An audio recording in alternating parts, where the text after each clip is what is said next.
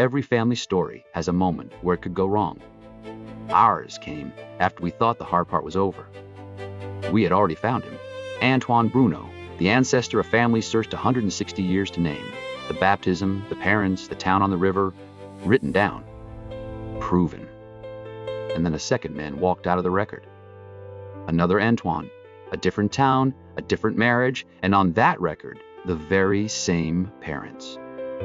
2 men, 1 baptism, and only one of them belonged to this family.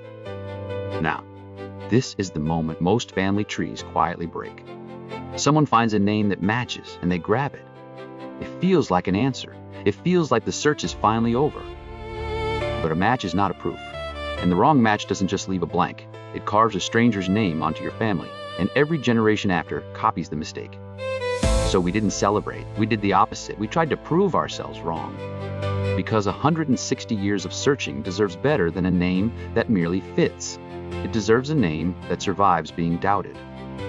This is the part of the work no one sees.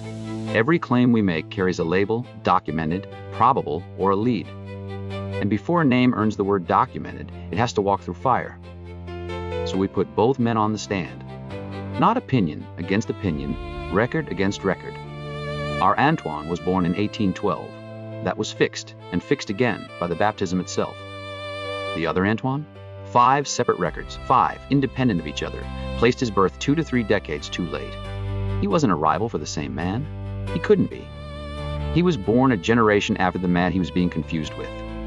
There was one record that muddied everything, a death in Ontario in 1913 pinned, for years, to the wrong Antoine. It was the single fact that made the 2 men look like one. It wasn't his. It belonged to his son. One bad link, copied and recopied down the years, until we pulled the record itself and read what it actually said. When the dust settled, the second man stepped back into his own story, and it was a good one. Most likely the son of a voyageur, out of a different branch of the same name, carried up the fur trade rivers into the Ottawa Valley. A story worth telling, a lead worth following. But a different family. And ours stood exactly where it had always stood. Not because we defended it, because we attacked it and it refused to fall. This is what we mean when we use the word proof. Not a name that fits. A name that was challenged by another claimant, by a false record, by our own best effort to break it, and held. Every conclusion we hand you has been cross-examined. That is the difference between a family tree and a family history.